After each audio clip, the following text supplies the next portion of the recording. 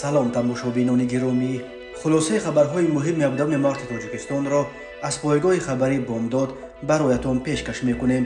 шурӯъ мекунем аз як нигоҳи кӯтоҳ ба сархати хабари муҳими рӯз дар ин барнома.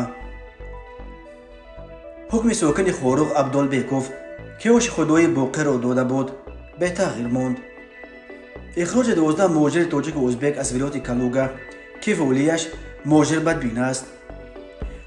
ронандаи троллейбусро барои дағалӣ нисбат ба мусофири нобино аз кор ронданд.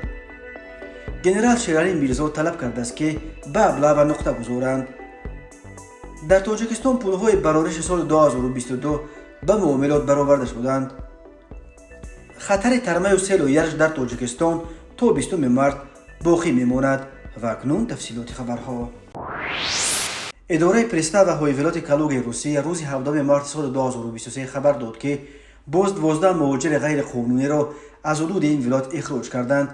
8 нафари онҳо аз Ӯзбекистон ва 4 тани дигар аз Тоҷикистон буда дар интизори депортатсия шуданашон дар боздоштгоҳҳои муҳоҷирони рӯ ба ихроҷ қарор доштанд. приставаҳо ин 12 нафарро ба фурудгоҳҳои шаҳри Москав оварда аз ин ҷо ба кишварҳои зодгоҳашон фиристоданд. идораи приставаҳо мегӯяд ки онҳо дар ҳудуди вилояти Калуга ғайриқонунӣ кору зиндагӣ мекарданд ва ба ин далел додгоҳ ҳукми ихроҷашон аз қаламрави Русияро содир кардааст. ин 12 муҳоҷири ихроҷшуда барои 5 соли оянда ҳуқуқи убури марзҳои Русияро аз даст доданд.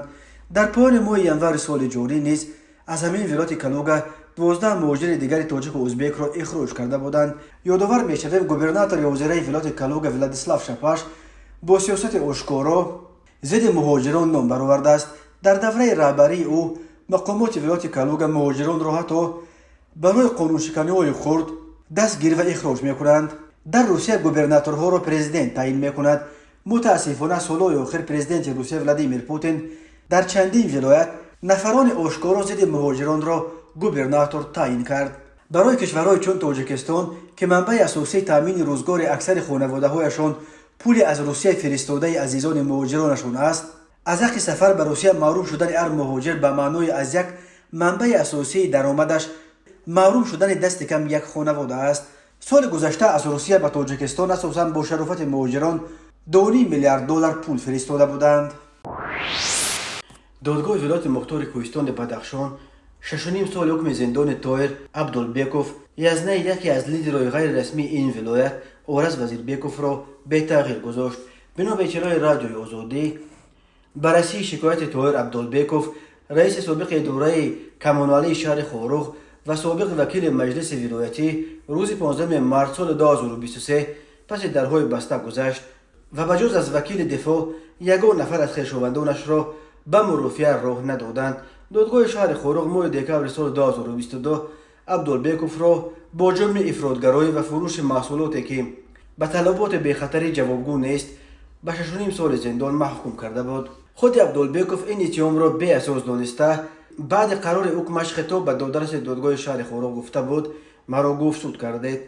яке аз пайвандони Тоҳир Абдулбеков бе зикри номаш рӯзи 17 март ба радиои Озодӣ гуфт: тамоми ҳуҷҷатҳоро барои исботи бегуноҳии ӯ пешниҳод кардем, вале на танҳо озод нашуд, балки давраи адои ҷазоро поин наоварданд. намояндагони додгоҳи вилояти мухтори Кӯҳистони Бадахшон ин қазияро то ҳол шарҳ надоданд. Тоҳир Абдулбеков шавари хоҳари Ораз Вазирбеков, раиси собиқи ЖКХ-и шаҳри Хоруғ ва вакили собиқи маҷлиси вилояти мухтори Кӯҳистони Бадахшон ки вақтҳои охир ба тиҷорат машғул буд, дар Хоруғ чанд мағоза дошт. моҳи ноябри соли 2022 дастгир ва билофосила ба ифродгароӣ ва ёрӣ расондан ба эътирозгарони Хоруғ айбдор шуд. бино ба иттилои дарёфтӣ, Абдулбековро аз ҷумла ба он гунаҳгор мекарданд ки гӯё оши худоӣ ва дигар маъракаҳои мотами лидерҳои ғайрирасмии кушташудаи Хоруғ аз ҷумла оши худоӣ Маҳмадбоқиров, маъруф ба Боқир, Хурсанд Мазоров ва Зоир Раҷабовро додааст. иттиҳоми дигари зидди ӯ ҳамкорӣ ва тамос бо Алим Шерзамонов, як сиёсатмадори мухолифи зодаи Хоруғ буд. бисёриҳо парвандаи Абдулбековро ба додарарӯсаш Ораз Вазирбеков рабт медиҳанд. Вазирбеков яке аз раҳбарони пурнуфузи диаспораи помириҳо дар Русия дониста мешуд. дар поёни моҳи июли соли 2022 дар фурудгоҳи Домодедови шаҳри Москав дастгир гардида ба душанбе оварда шуд. و در اول ماه نوامبر به 16 سال زندان محکوم شد. تفصیلات حکم او طول رسما نشر نشده است، ولی بنا به اطلاع غیر رسمی دادگاه او را به افرادگرایی، دعوت به سرنگون کردن حکومت و از خود کردن کمک‌های خیریه گناهکار شناخته است. خود اورز وزیربیکوف در دادگاه این اتهامات را رد کرده است. حامیان حقوق مقامات تاجیکستان را به استفاده بیش از حد نیرو به ضد اعتراضگران و گاوسود کردن دستگیر شدگان عیبدار میکنند، ولی مقامات میگویند ولایت مختار را از گروه‌های متشکلانه جنایتی که گویا از سازمان‌های ممنوع تروریستی در خارج برای تشکیل ناآرامی‌ها در ولایت مختار کوهستان بدخشان دستور گرفته بودند تازه کردند. روز 15 مارس سال 2023 در یک جلسه در وزارت مدافع تاجیکستان با اشتراک کمیسران حربی ولایت‌ها و شهر و ناحیه‌های جمهوری مسئله آمادگی به موسم بهاری دعوت به صف قوه‌های مسلح جمهوری بررسی شده است. وزیر مدافع تاجیکستان جنرال پلکوونیک شیرعلی میرزا در این جلسه از مسئولان کمیسیون دعوت به خصوص از کارمندان کمیسریات‌های حربی خواستار پیشگیری از راه‌های غیر قانونی دعوت شده است. این راه‌های غیر قانونی در تاجیکستان با نام ابلاغ معروفند. موسم بهاری دعوت به صف قوه‌های مسلح تاجیکستان رسما 1 اپریل آغاز یافته تا 31 می دوام می‌کند و در دوام آن شهروندان سالهای تولدشان 1996 2005 به خدمت حربی جلب کرده می‌شوند. بنا به گزارش پلکوونیک فریدون محمد علی زاده سردار مرکز مطبوعات وزارت مدافع تاجیکستان در هفته جمع آمد با تحلیل و نتیجه گیری از دعوت‌های سال قبلی تاکید شده است که در ردیف یک قطار کامیابی و پیشروی‌های نظررس همان و فعالیت بعضی از کمیسریات‌های دعوتی باعث نگرانی میباشد. پلکوونیک محمد علی زاده افزود مسائل وابسته به آموزش شخصیت دعوت شدگان، انتخاب و به صف قوه‌های مسلح فرستادن جوانان سالم و بردم و با لیاقت، پیشگیری از راه‌های غیر قانونی دعوت با قوه‌های احتیاطی، تشکیل و برگزاری جمع و مشغولات‌های نقشه‌ای در شهر و ناحیه‌های جمهوری، دقیقاً معین کردن شماره ذخیره‌های سفربری، پیشگیری نمودن سطح صادرشوی همه گونه قانون شکنی‌ها به خصوص جنایت‌های خصوصیت کورپسیونی داشته و دقت اولین درجه روانه کردن به سطح و صفت دعوت شهروندان نیز یکی از مسائل مهم بررسی شونده جمعیت به حساب می‌رفت. هر سال قوه‌های مسلح تاجیکستان تقریباً به 16,000 نوسرباز احتیاج دارند، اما با آنکه در تاجیکستان تقریباً 700,000 جوانان سن سال دعوتی به سر میبرند، کمیسریات‌های حربی در هر موسم در اجرای نقشه دعوت مشکلی میکشند. دعوت به صف قوه‌های مسلح تاجیکستان در سال 2 مرتبه بهار در ماه‌های اپریل و مای و تیر ماه در ماه‌های اکتبر نوامبر صورت میگیرد. هر موسم دعوت در جمهوری همراه با شکایت‌های زیاد درباره ابلاغ، یعنی مجبوراً در کوچه بازار یا از خانه و جای درس و کارشان داشته به خدمت بردن جوانان جریان میگیرد. اما در موسم دعوت اخیری که ماه اکتبر و نوامبر سال 2022 صورت گرفت، شکایت‌ها از ابلاغ خیلی کمتر بود.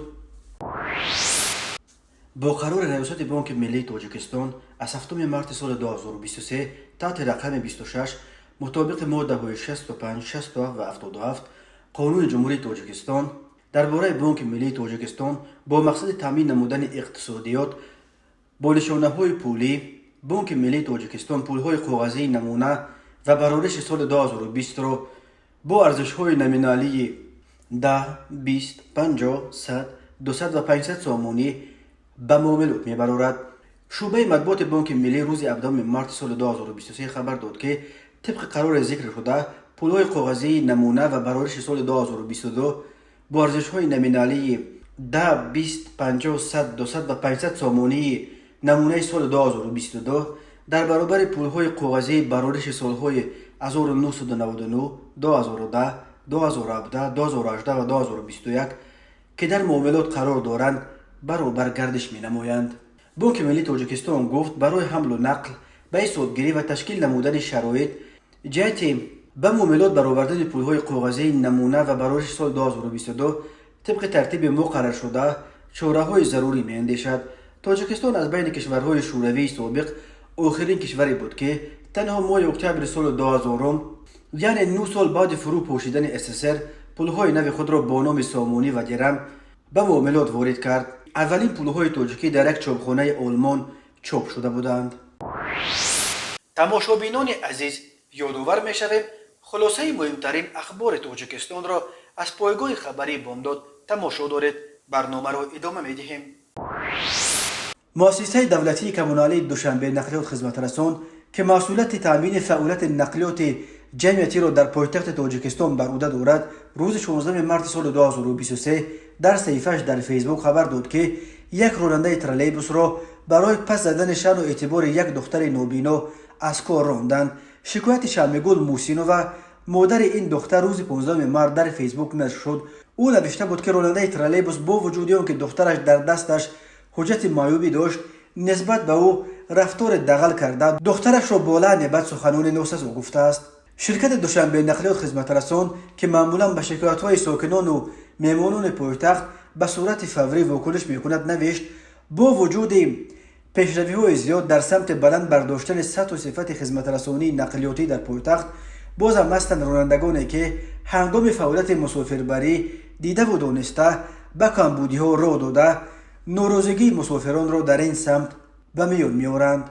از جمله افزود از مؤسسه سال 15 مارس سال 2023 توسط شبکه‌های اجتماعی شکایت شهروند شمگل موسینووا دایر به دغلانه رفتار نمودن راننده خط‌سیر ترالیبوس رقم 4 نسبت به مسافر زن امکاناتش محدود یا نابینا انتشار گردیده سر و صداهای زیادی را نسبت به خدمت رسانی نقلیاتی به میان آورد. طبق سپارش شهرداری دوشنبه شکایت مذکور فوراً مورد بررسی و چاره‌جویی قرار داده شده از جانب رهبریت شرکت ترالیبوس بنابر سبب دغلانه رفتار نمودن نسبت به مسافر نابینا سال 16 مارس سال 2023 راننده خط‌سیر ترالیبوس رقم 4 رقم قید دولتیش 2002 باباخانوف سنت الله از کار آزاد کرده شده. همزمان برای خنک نظری در اجرای وظیفه‌هایشان نسبت به سردار مؤسسه رقم 2 ترالیبوس جلیل‌زاده معراج جزای انتظامی در نمود تنبیه داده شد. اینچنین رحمان و فردوس از وظیفه سردار شعبه استفاده بری مؤسسه رقم 2 شرکت ترالیبوس آزاد و به وظیفه پستر مهندس شعبه استفاده بری مؤسسه رقم 2 شرکت ترالیبوس گذرانیده شد. دوشنبه نقلیات خدمت رسان تاکید کرده است که مسئولین سوای نقلیات مسافربر پایتخت برای فراهم آوردن شرایط مساعد خدمت رسانی نقلیاتی به مسافران و بلند برداشتن سطح و صفت خدمت رسانی نقلیاتی در پایتخت تمام تدبیرهای ضروری را می‌اندیشند. کمیته ولایت‌های فوق‌العاده تاجیکستان روز 17 مارس سال 2023 با نشر یک هشدار با تکیه به معلومات هواشناسی خبر داد که با در نظر داشت گرمشوی هوا در ناحیه‌های توربه مرکز، ولایت سوخت در غرب ولایت مختار کوهستان بدخشان دست کم تا 20 مارس خطر فرو ریختن ترمه و سنگریز و یرش و سیل بلند باقی می‌ماند. پیش بینی می‌شود که روزهای 19 و 20 مارس به سبب‌های بارشات احتمالی سطح آب در رودخانه‌های یوخس و قزلسوی جنوبی و دریاهایی که از قله‌های جنوب قطارگاه‌های ایثار جاری می‌شوند بلند شود و باعث آمدن سیل گردد. به این دلیل کمیته ولایت‌های فوق‌العاده از ساکنان و مهمانان کشور خواسته است که چاره‌های بی‌خطری شخصی را رعایت کرده از سفر به کوهستان، جمع‌آوری گل‌ها و رستنی‌های کوهی در این روزها خودداری کنند. از چوپانان نیز خواسته شده است که در این روزها در نزدیکی و یا در ساحل دریاهای کوهی خیمه نزنند. از ساکنان خواسته می‌شود که به خاطر پیشگیری از جمع شدن آب، جوی و کانال‌های سیل‌پرتا را در نزد خانه‌هایشان از پیش توزیع کنند. کمیته از ساکنان خواهش می‌کند که در این روزها از سفر به منطقه‌های ترمزا خودداری کرده از حد اکثر احتیاط کار بگیرند. شب 15 مارس سال 2023 تخمینا ساعت 21:00 دقیقه راننده افت تمغه اوپل ویکتور محمد کریموف بختیار سال تولدش 1997 ساکن نوع اسپیتامین هنگام حرکت از سمت نوع اسپیتامین به سمت شهر استرافشان از عهده دوره واسطه نقلیات نبرآمده پیاده‌گرد پوچوکالونوف اختیار سال تولدش 1988 ساکن شهر استرافشان را پخش نموده است. در نتیجه پوچوکالونوف جراحت وزن جسمانی برداشته در جای حادثه به هلاکت رسیده است. از روی این حادثه تحقیقات ادامه دارد. به شعبه وزارت کارهای داخله در ناحیه جامی ساکن ناحیه مذکور مراجعت نموده است که اولهای ماه اپریل سال 2022 شخصان نامعلوم با روی پنهانی از آقلخانه حولی استقامتیش یک سر چارهای کلان شوقدار را دزدیده از جای حادثه غیب زدند. ضرر رسانده شده 5000 سامانی را تشکیل می‌دهد. هنگام گذراندن چاره‌بینی‌های اپراتیوی جستجویی از جانب کارمندان میلیسیا معین کرده شد که جنایت مذکور را مردان 32 و 34 ساله ساکنان ناحیه جامعه و خراسان که یکی اش پیش با ماده 244 کد جنایتی جمهوری تاجیکستان سود شده است صادر نمودند. اوید به این حادثه تفتیشات ادامه دارد. به شعبه وزارت کارهای داخله در ناحیه اسماعیل سامانی عریضه زن 34 ساله ساکن امین ناحیه وارد گردیده است که ماه ینور سال 2022 در حدود ناحیه اسماعیل سامانی رهبر شرکت سامونتور مرد 36 ساله ساکن شهر وحدت با روی فریب به باوریش درآمده از او 27400 سامانی و $1100 امریکایی گرفته وعده داده است که به او جوان رخت خوب تیار کرده می‌دهد، اما نام برده به وعده‌اش نایستاده مبلغ‌ها را به منفعت شخصیش صرف نموده او را فریب داده گشته است. از روی حادثه مذکور تفتیشات ادامه دارد. تماشابینان عزیز و گرامی، این بود مرور به خلاصه چند خبر مهم امروز تاجیکستان. خبر و گزارش‌های بیشتر از تاجیکستان و درباره تاجیکستان و اطراف آن را در سامانه پایگاه خبری بامداد در این نشانه پیگیری نمایید: www.bomdad.com. خوش باشید.